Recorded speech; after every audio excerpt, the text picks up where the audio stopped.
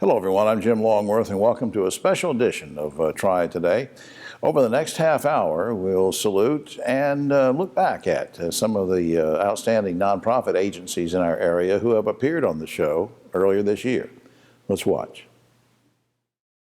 What we want to start is talking about the hunger problem in our area, what we're doing to abate it with our good friend, Eric Aft, who is CEO of Second Harvest Food Bank of Northwest North Carolina. Welcome back to the show. It's good to be with you, Jim. Remind folks who might have just moved into the area what the mission of the food bank is. Well, at Second Harvest Food Bank, we address the immediate challenge of hunger in our region, which unfortunately is substantial, as well as we work to address root causes wherever we can through job training, nutrition education, and other programming. We're trying to get back to normal from the pandemic, although it's still with us, but trying to subside. But I guess people would expect that the question I'm going to ask is, gee, what did the pandemic do to us? Rather than ask that, my question is, the hunger problem was bad before the pandemic. So where are we now? Yeah, that's really true. Folks don't realize that hunger is a reality here in Northwest North Carolina. It was about 1 in 5 children face uncertainty where their next nutritious meal is coming from, and 1 in 7 individuals overall. Now, the numbers for kids are about where they were pre-pandemic, but that's an unacceptable level. Overall, it's about 1 in 6, so it's still at a little bit of a heightened challenge.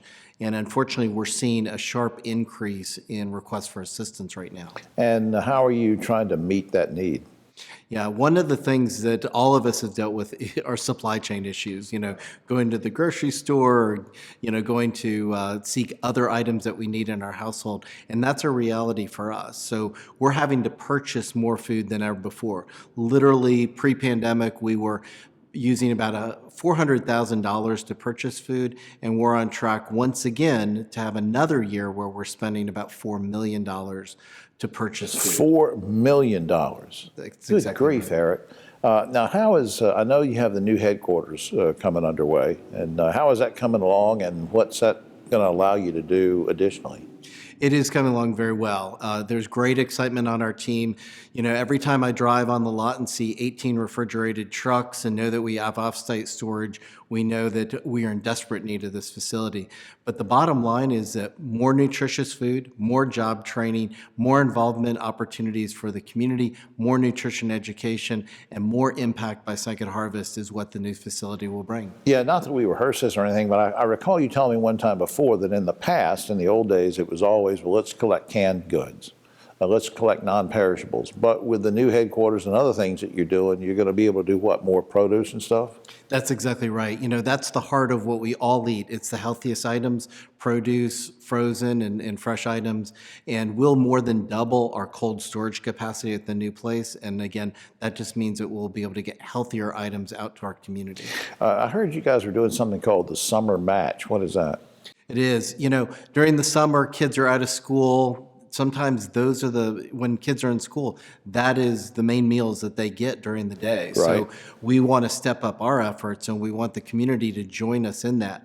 And we've got a number of generous donors who have said, we're going to match dollar for dollar up to $350,000 to help with summer hunger needs. And so anybody can join with Second Harvest to match those donor dollars and help even more. People could be listening to this segment saying, well, gee, Eric, sounds like you got everything under control. Does the community still need to really support you? Well, the fact that we're investing more money than ever to purchase food, we have to continue that. And we need that investment from the community to make it possible. The supply chain issues makes it more difficult for us to secure food on a timely basis. So again, those investments, whether it be money or food donations, Right, need them both. Are desperately needed. Need they both really of them. Up on screen, this is how you can help us learn more about what Eric is talking about. Second Harvest, NWNC. Of course, that stands for Northwest North Carolina. I'll say it again. Second Harvest, NWNC.org. Please check that out. It gives you all sorts of information about the food bank, about their mission, about all the good work they're doing, and how you can help. Eric, thanks for all you do. Jim, thanks. We appreciate you and the community. All right, man. We'll be right back after this. I want to start is talking about middle school students, a skills gap, and those kind of things with an expert in the field. With me right now, Chris Huntley is manager of middle school programs for Say Yes Guilford. Good to see you. Good to see you. Thank you for having me. Homegrown man from Greensboro, as we found out off camera, and good to have you. And we hear about this skills gap. In fact, you emailed me something about it. So what is it? Why does it exist? What do you mean by it? Well, to be honest, the skills are there. We believe that the Guilford County Schools students have the skills. What we're trying to do is expose them to how to put those skills together with the opportunities that we're hopefully exposing them to. Now, how is Say Yes Guilford really addressing that? Give me an example. How are you addressing that to try to fight the skills gap to accomplish that?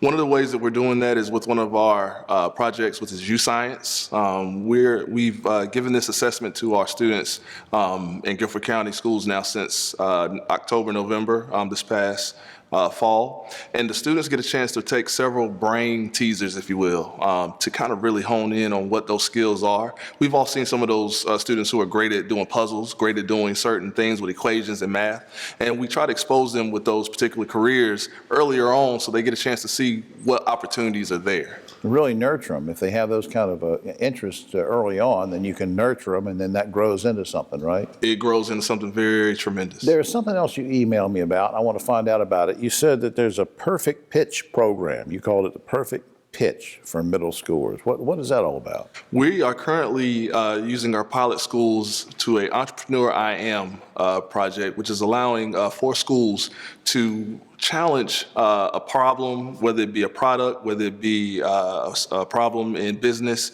to find a solution to.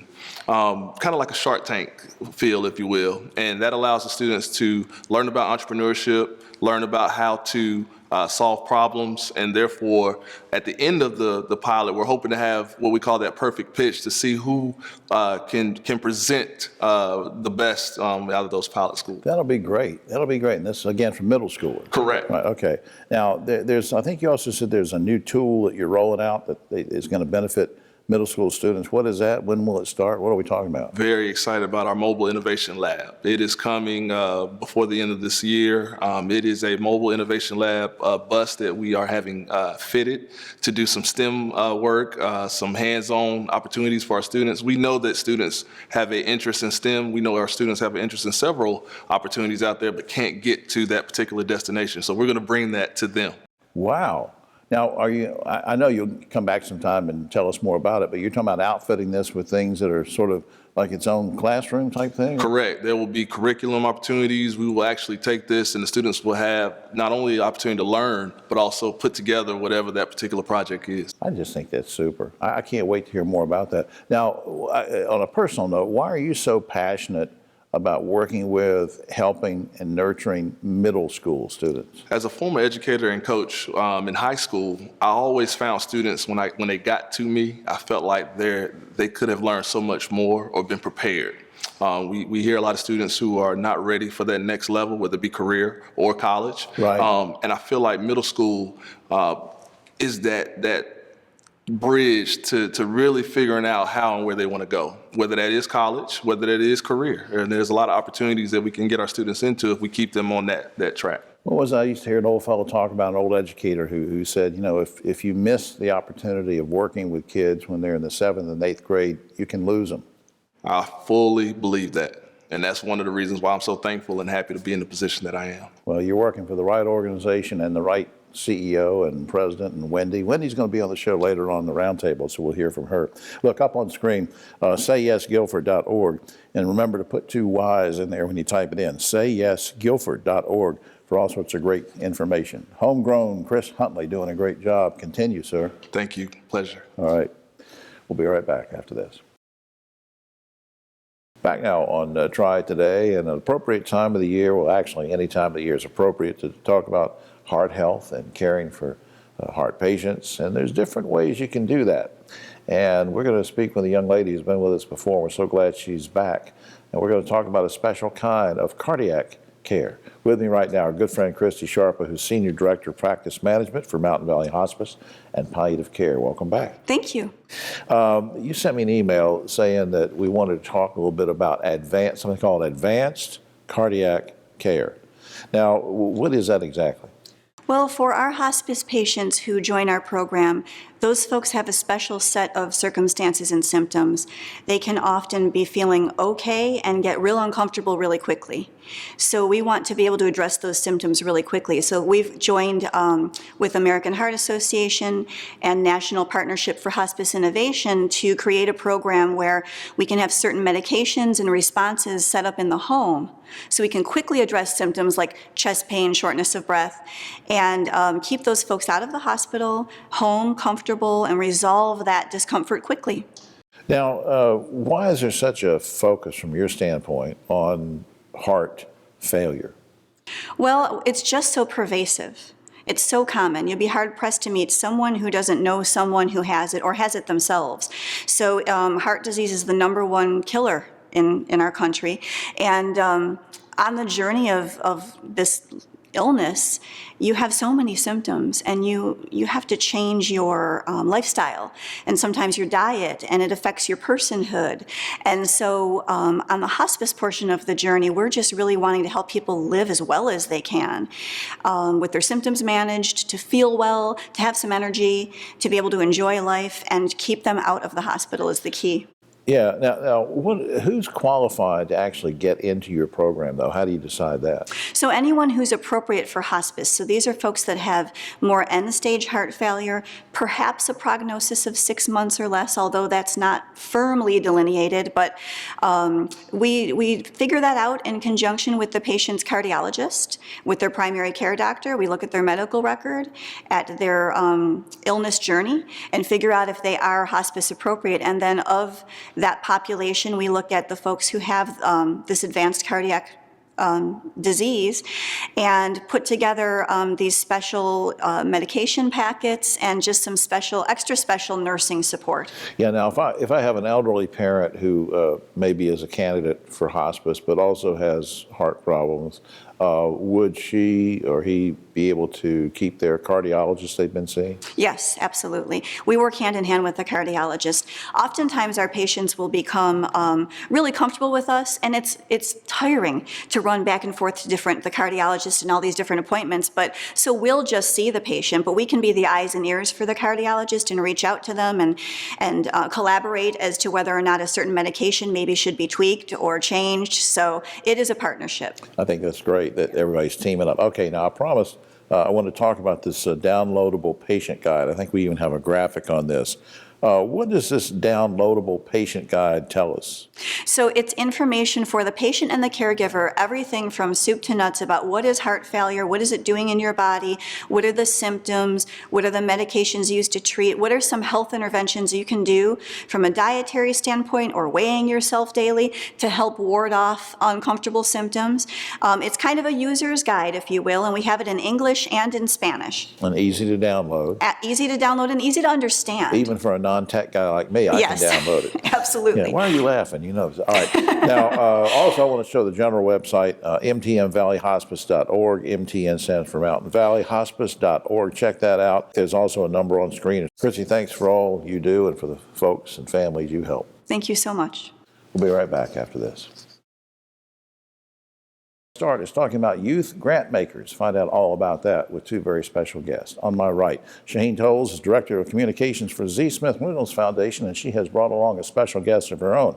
Katie Sonny-Lee is Manager of Strategic Initiatives for the Winston-Salem Foundation. Welcome, ladies. Good to see you. Thank you. Good to see you. I'm going to ask each of you the same first questions just to sort of break the ice. We'll start with you, Shaheen. Just remind people, what's the mission of the Z. Smith Reynolds Foundation? Sure. Well, the mission of the Z. Smith Reynolds Foundation is to improve the quality of life for all North Carolinians. All right. Same question for you, Katie. Sure. The mission of the Winston-Salem Foundation is to make sure that everyone in Forsyth County is thriving.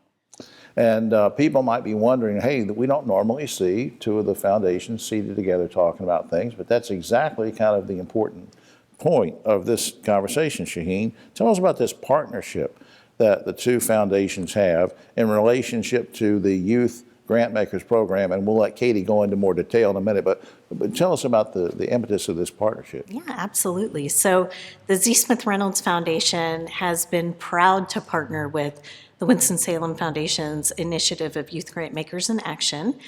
For the past 5 years, we've provided mini grants to YGA, and really excited for Katie to tell us more about the initiative. Yeah, Katie, let's learn more from folks maybe that haven't kept up with it. What is the Youth Grant Makers all about? So Youth Grant Makers is an opportunity for youth in our community to build leadership and to engage in their community, to support youth-led work and youth-led projects that benefit youth. So it's rare that youth are able to make all these decisions for themselves and for their peers. Usually adults are there telling them what to do. When I was growing up, that was a big thing to complain about. You know, you go to city council, hey, it's you old guys are making all the decisions but not in this. No, I'm there, but I just do all the administrative work, doing the emails and scheduling, but they're the ones making decisions. So each year we have about 20 youth that come together, and it's based on an academic year, so it follows their school. And they come together to decide what kind of projects they want to fund, and then they put a request for proposals out themselves, they advertise, they spread the word, and then when all those proposals come back in, they read through each and every one, meet with each group, and then decide which ones they want to fund based on the available funds that we have, which are so much more thanks to ZSR. Yeah. It's been a great partnership. Yeah, We couldn't fund all the groups we wanted to without them. No, and so we're talking about youth sort of making decisions about what's important to youth, and that makes a lot of sense. Any new or recent initiatives we should know about? It's been busy lately, yes. We have, we just made our grant decisions for this year. I say we, I should say them. Yeah. They just made the grant decisions for this year, so we were able to fund 7 youth-led projects that benefit youth in Forsyth County with almost $7,000. So that was really exciting to see in the youth, watching them go through that process and seeing empowered them and help them gain leadership skills. To see how that works was really great. And it teaches them that they can be philanthropists too. You don't have to be a millionaire or Bill Gates. Right. You know, it can be anyone. And then right now we also have the application open for people that want to participate in the fall in our new session. So that's all on our website at wsfoundation.org/YGA. And we will put up the general website in just a second. But before we do that, before time runs out, Katie, and really this is for both of you, why is this program so important to the community? Shaheen, I'll start with you. Well, I think as Katie mentioned, I mean, it's a way for students and young people to really see what's going on in the community and to be young philanthropists, and to really actively take part in making decisions that are going to benefit young people. Yeah, and you're shaking your head yes. Absolutely. For them to be able to have these funds to make the decisions about what they want to fund. And the projects are youth-led. We actually don't allow adults in the interview. It's all the youth. Wow. I know. And then they get to make decisions on projects that will benefit youth too. It's all about the youth, and it teaches them that they can be a philanthropist, whether it's with their time, their talent, or their treasure to benefit their community. I like to think of myself as a youth. I might come in and get in that whole thing. Up on screen, wsfoundation.org. It's a general website, but you added to that the /YGA. YGA. You can do a /YGA or get to the regular general website. And ZSR.org is a general website for Z. Smith Reynolds. Ladies, thanks for all you do for the community. Thank you. Thank you. All right, we'll be right back after this. I want to start, though, is talking about free clinics. What an important topic. With one old friend who's been on the show before. Next to me is Randy Jordan. He's CEO of the North Carolina Association of Free and Charitable Clinics. And Randy's special guest is Tim Clunch. He's Executive Director for Community Care Center of Forsyth County. Welcome, guys. Good to see you. Thank you. Randy, I'm going to start with you. Just for folks that may not know or just moved in the area, that's sort of a complex question here. What's your mission? How many clinics are in the network? And who do you serve? Thank you, Jim. We're glad to be with you again today. North Carolina's Free and Charitable Clinics represent 72 different clinic sites across the state, from the mountains to the coast. We exist for the purpose of taking care of folks that don't have insurance. So primary care, dental care, behavioral health, sometimes specialty care. That's what we do. And so when someone who doesn't have insurance needs to go to the doctor, we're an alternative to the emergency room. Tim, let me ask you, how much, let's hone in on Forsyth County in your area of concern. How much of a need is there for free medical care? There's a huge need because there are so many folks who are uninsured and are economically disadvantaged. Most people are surprised to learn that our patients, most of them are employed. Many of them are frontline workers. They work in grocery stores, restaurants, they're housekeepers. They're in a retail environment. So either they're not making a lot of money or they've been laid off recently and back in the workplace, but you're saying basically they're employed, and you would think that, hey, they're fully covered. Absolutely. Many of them are working part-time, multiple part-time jobs to put together a family income. And so many of those individuals don't have access to employer-paid health insurance. Right, and how many clinics do you operate in Forsyth? We're one site, but there are a total of 6 free clinics within Forsyth County. Randy, how has the pandemic affected your overall mission, and sort of mention state funding in that mix? Yeah, well, first of all, we recognize the pandemic has affected everybody. But for free and charitable clinics, it's been devastating because what happened is what we call the triple whammy. We saw an increase in patients due to newly unemployed folks who lost their health insurance. We saw volunteers drop off their ability to volunteer because they had risk of going into the clinic itself. Right. That caused us to then have to hire new staff, which increased the cost of the clinic. And so the triple whammy part is that we had to stop our fundraisers because of social distancing during the pandemic. That's right. So very, very troubling economic, human resource circumstance for our clinics. But is the state helping at all? the state has helped us tremendously, and I want to commend the General Assembly and Governor Cooper for an appropriation last year of over $14 million and a new appropriation in the new budget of $15 million that will help us sustain these clinics. Tim, similar question. How is your organization weathering the pandemic, because we're still in the throes of it, and what does support mean from folks like Kate B. Reynolds? A great question. As you might imagine, during the pandemic, we lost a number of our volunteers, which are an important part of us providing care within the free clinic world. And because of that, we've had to increase our paid staff, and fundraising has been a challenge. So we are fortunate within this community that we have some good partners. Novant Health provides us our facility for $1 a year and some additional funds. We've already mentioned about the funds from the state. So we're very fortunate that we've been able to continue to serve our patients. We have about 30 seconds left. I don't want to let you leave until you mention something about a task force coming up. Yeah, the Free Clinic Association has focused on health equity like a lot of other healthcare providers in the state. And today we're publicly announcing our Health Equity Task Force. So happens that Tim is one of our 29 members. And we're going to do our best to be sure that every citizen in the state gets a fair chance for good health. I want to talk about those health disparities. Maybe we can get the two of you back and go in depth on that. We'd love to. Up on the screen, ncafcc.org is a website you can check out. Also, carecenter.org, you can check that out. And our big thanks to Kate B. Reynolds Charitable Trust for all their support and help, not just to free clinics, but all sorts of organizations around the area, kbr.org. Well, that's it for this special edition of Triad Today. Thanks for watching. I'm Jim Longworth. We'll see you next week.